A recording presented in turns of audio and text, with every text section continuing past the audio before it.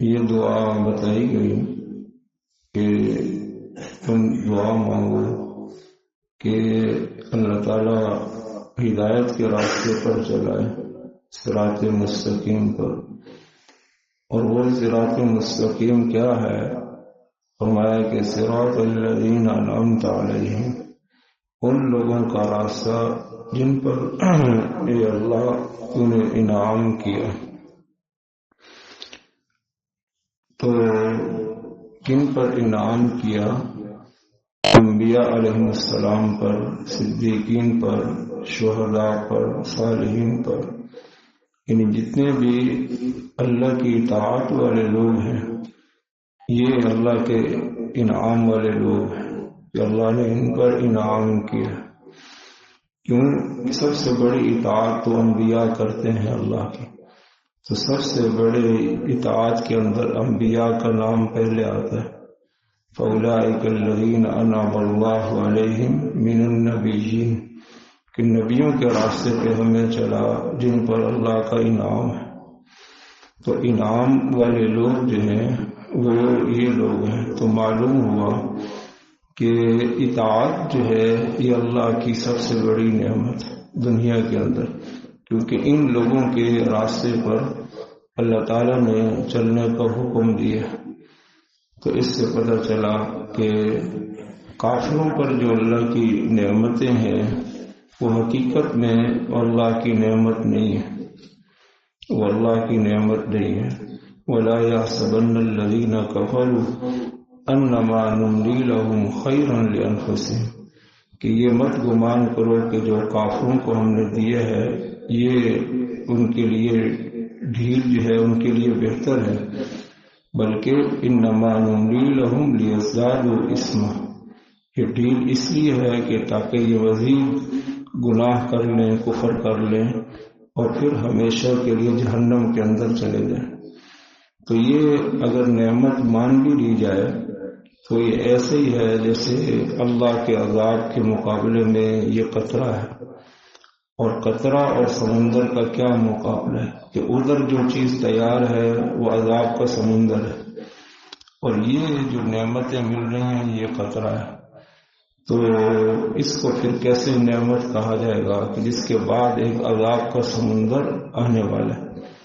اور یہ ایسے ہی ہے جیسے کہ مٹھائی کے اندر کوئی زہر ڈال کر دے دیا جائے تو یہ مٹھائی اس کے لیے کوئی اچھی چیز نہیں ہوگی، وہ موت کا سبب بنے گی۔ تو یہ نعمتیں جو ہے جو اس وقت نظر ان پر آ رہی ہیں یہ ان کے عذاب کا سبب ہے۔ اللہ تعالیٰ نے ایک جگہ قرآن پاک کے اندر فرمایا کہ ان کو جو ہم نے دنیا دی ہے،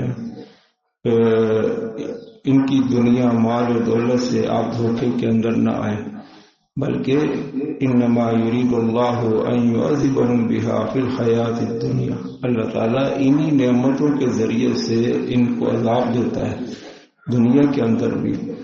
دنیا کے اندر بھی یہ نعمتیں وبال بن جاتی ہیں جب اللہ راضی نہیں ہوتا۔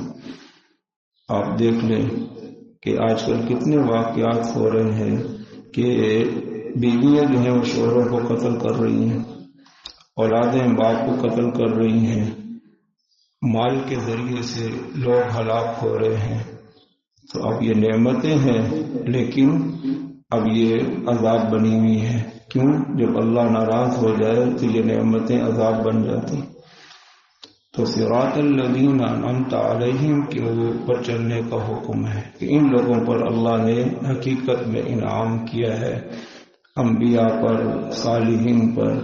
نافرمانی کے ساتھ جتنا بھی مال و دولت آ جائے یہ اللہ کی نعمت نہیں ہوتی، بلکہ یہ ڈھیل ہوتی ہے، اور اس ڈھیل کے بعد اگر کوئی انسان جو ہے نافرمان ہے اور مال و دولت اس کا بڑھ رہا ہے، نعمتیں بڑھ رہی ہیں، تو یہ اس کے لیے جو ہے عذاب کا شکنجہ تیار ہو رہا ہے، کیونکہ نافرمانی کے ساتھ جو کچھ ملتا ہے وہ اللہ کی رضا کے ساتھ نہیں ملتا، بلکہ وہ اللہ کی ناراضگی کے ساتھ ملتا ہے۔ تو لہذا دوسری چیز یہ بتائی کہ انعام والے لوگوں کے اندر دوسرا درجہ صدیقین کا ہے، تو صدیق کے اندر سب سے بڑے صدیق وہ حضرت ابو بکر ہے۔ اس کا مطلب یہ ہوا کہ ابو بکر رضی اللہ عنہ کے راستے پر چلنے کا حکم ہے، تو ظالم کے راستے پر اللہ تعالیٰ کبھی بھی چلنے کا حکم نہیں دیتے، جیسا کہ ہمارے بعض لوگ جو ہے وہ مسلک والے لوگ وہ حضرت ابو بکر کو ظالم قرار دیتے ہیں، نعوذ باللہ۔ تو وہ تو صدیقوں کے سردار ہیں اور ان کے پیچھے تو چلنے کا حکم ہے، اگر وہ ظالم ہوتے تو ان کے پیچھے چلنے کا اللہ تعالیٰ کیوں حکم دیتا؟ تو یہ بدبختی کی بات ہے۔ کہتے ہیں کہ غار حرا میں ابو بکر رضی اللہ عنہ جو ہے وہ غار ثور میں حضور علیہ السلام کو اپنے کندھے کے اوپر اٹھا کر لے کے گئے۔ کندھا کے ابو بکر رضی اللہ عنہ دبلے پتلے تھے اور حضور کا نبوت کا بوجھ جو ہے وہ کندھے پہ اٹھا کے اس جہاں پہ اکیلے آدمی پہ چڑھنا مشکل ہے، تو وہ حضور کو اٹھا کر لے کے گئے۔ کہتے ہیں کہ جس کے دل کے اندر ابو بکر رضی اللہ عنہ کا بغض ہوتا ہے وہ کبھی بھی غار ثور پہ نہیں چڑھ سکتا، اور اگر چڑھے گا یا تو گر کے مر جاتا ہے یا چڑھ ہی نہیں سکتا۔ اور یہ وہاں کے عرب بتاتے ہیں کہ یہ مشاہدہ ہے کہ جو بھی کوئی ایسا اوپر چڑھا ہے یا تو گر کے مر گیا ہے یا چڑھ ہی نہیں سکا ہے، کیوں جس کے دل کے اندر ابو بکر رضی اللہ عنہ کا بغض ہے۔ یہ آج تک وہاں مشاہدے کی چیز ہے، تو لہذا جو ہے یہ بات ہے۔ اور دوسری بات یہ ہے کہ یہ بات پتہ چلی صراط الذین انعمت علیہم کے اندر کہ نعمت ایمان کے ساتھ مشروط ہے۔ اگر ایمان ہے تو دنیا کی نعمتیں بھی نعمت ہیں، اور اگر ایمان نہیں ہے تو دنیا کی نعمتیں بھی نعمت نہیں ہے، بلکہ یہ بہت بڑے عذاب کی طرف لے کر جانے والی ہے۔ تو ان چیزوں کو ہمیں سمجھنا پڑے گا، ورنہ دھوکہ کھا جائیں گے، اور وہ دھوکہ کھلے گا مرنے کے بعد۔ فَكَيْفَ تَرَىٰ إِذَا انْكَشَفَ الْغُبَارُ أَفَرَسٌ تَحْتَ رِجْلِكَ أَمْ حِمَارٌ۔ کہتے ہیں کہ جب غبار ہٹتا ہے تو پتہ چلتا ہے کہ گدھے پہ سوار ہے کہ گھوڑے پہ سوار۔